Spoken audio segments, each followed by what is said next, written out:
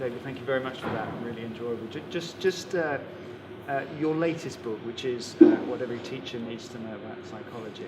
So, how did that come about? Well, it initially came about, in my mind, when the American Psychological Association published the 20 principles they felt teachers should most benefit, from psychology teachers would most benefit from knowing about.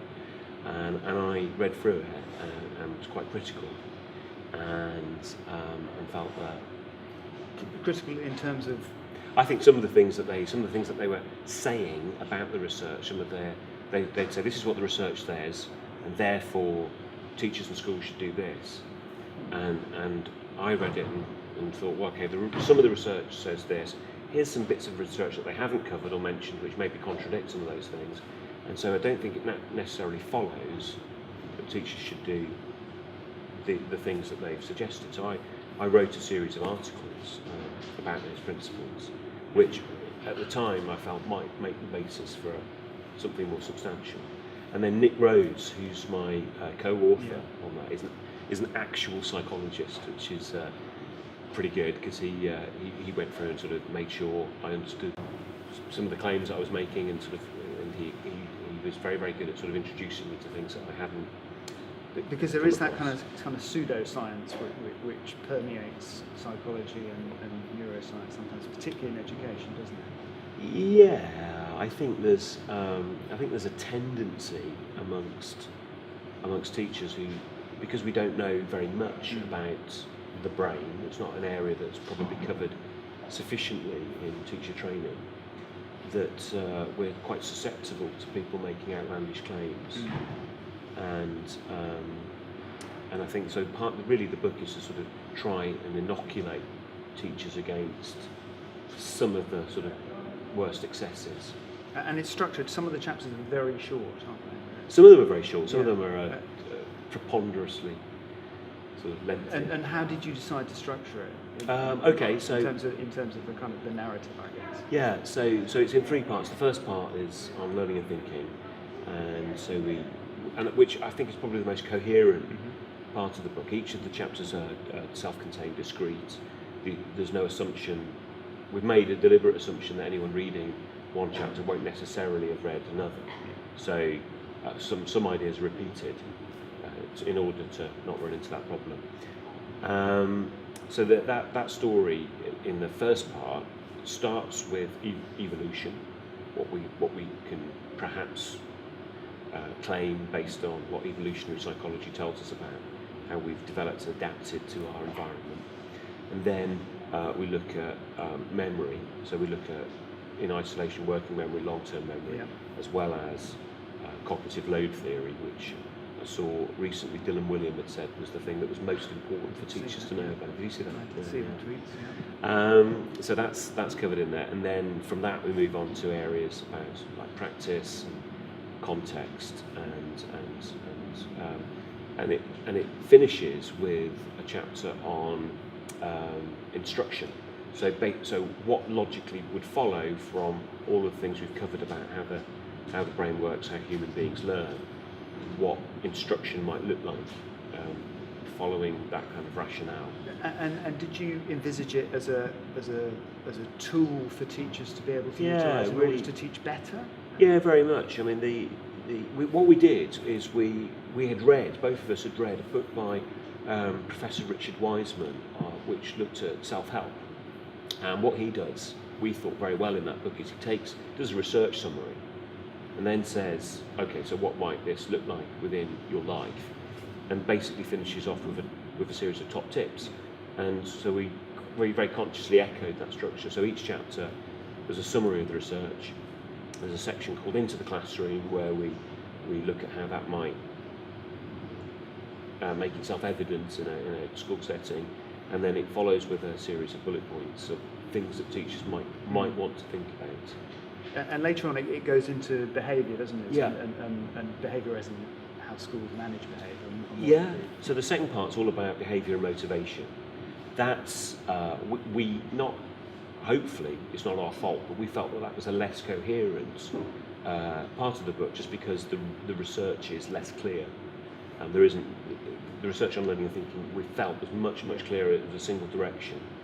But the motivation and behaviour stuff, it starts with picking apart popular misunderstandings of concepts like growth mindset, which I think is often done in a way which is maybe counterproductive.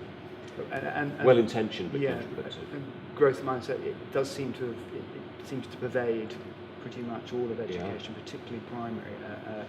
So, are you critical of it, or just in the way in which it's been interpreted by? I am critical of it as a concept. I think there are experiments that Carol Dweck and the various of her team at Stanford University, that the things that they've produced there show the largest effect sizes of any psychological intervention ever. So by orders of magnitude bigger than anything else any other psychologist has ever produced. And as a guiding principle, if things look too good to be true, maybe they're too good to be true. And the problem with all of this research is, although it's very robust and people have really tried to pick apart the methodology, and everyone sort of says, no, it really does look good, no one else seems to be able to replicate her findings. And so there's been a couple of studies recently where people have absolutely, trial for trial, replicated exactly what Dweck did in those studies, and have found that having a growth mindset seems to have no benefit to learning and various other things. Dweck's response is, you're not doing the research properly, and we were much more careful than you in how we set up our experiments, and you're just not replicating it well enough to get the results. My take on that is if a psychologist deliberately trying to replicate a study can't get the results, what chance does a teacher have in a classroom where we really don't know what we're doing? We're just well-intentioned and trying our best. Do you think it's partly that the message is actually is very cosy, isn't it? And very attractive. That's probably unfair. Yeah. Cosy, very attractive. And a very attractive message to give to children that actually, Well, it's attractive for some children. Yeah. It's attractive if you get some measure of success. So if you're trying your hardest and still struggling, and you're told you just need to have a growth mindset, what are you going to infer from that? That I think that trying your hardest and still failing and being told it's your mindset that's the problem, the natural logical assumption is, well, I must be a bad person. And is it that if the research doesn't establish that or doesn't prove it, then the message probably isn't? Well, I mean, some of the claims made relevant by Dweck, things like having a fixed mindset leads to lower outcomes, that doesn't seem supported by any independent verification. Having a fixed mindset actually seems to be a characteristic of anyone who, elite athletes, professional musicians, they have incredibly fixed mindsets. They give up so much else in order to concentrate on that one thing. And that's an incredibly fixed view of the world. But the corollary is that just believing that you can make a difference doesn't seem to necessarily mean that you'll perform better. It'd be great if it was true, but if it isn't true, we shouldn't. Well, we should just be more sceptical. And I think that the kernel at the heart of the message is fairly safe and reasonable, but what it results in is people saying things to children which are unreasonable, which are, try harder, do your best. And Dweck herself has said that's just nagging. That's not. She says her intervention works by talking to people about how neural architecture changes as a result of having to struggle with difficulty. And she says things like the brain is like a muscle, and you have to work it out. In a very real sense, that's not true. The brain isn't like a muscle. There isn't a generalisable area that just doing mental workouts makes you cleverer. What is true, the truth at the heart of that is that by practicing one process, you get better at that one process. You don't get better at any other processes. So I think it's terribly misleading to say to teachers or to children. The brain is like a muscle. Struggle with things and you get better, you get cleverer. There isn't any support for that. Yes, if you practice and try hard at maths, you'll get better at maths. But that's it. And in terms of that, we have the book, we have them in, we bought them for the academies, so all teachers will have access to this. In terms of utilising it, the way it's structured, can you see a way that envisage a way that well, will work? I would, in our minds, as we wrote it, we talk about in the introduction, we give some advice on how to read the book.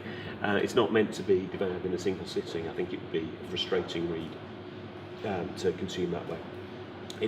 What we envisaged is teachers taking chapters, trying to digest them, trying to think about our suggestions for how to implement the principle, and discussing perhaps in small groups about how that might work in their contexts, and using it as a guide to getting them to think more deeply about their practice. Yeah. And then perhaps, I guess it could even be staff meeting discussions as well. Absolutely, yeah, that would be that would be potentially more valuable. Yeah, maybe.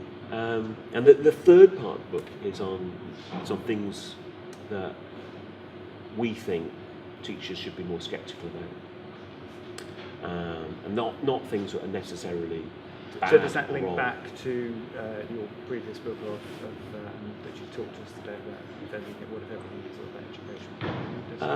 Does it link directly back, or?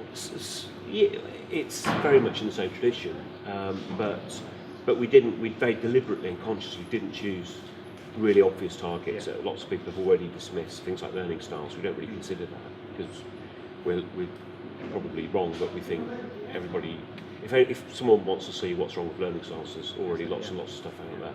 So we've deliberately taken things that we think are less well explored. So there's a chapter in there on neuroscience, which the headline on that is neuroscience is quite useful for validating psychological research, but actually provides very, very little guidance beyond that for what teachers can and should do.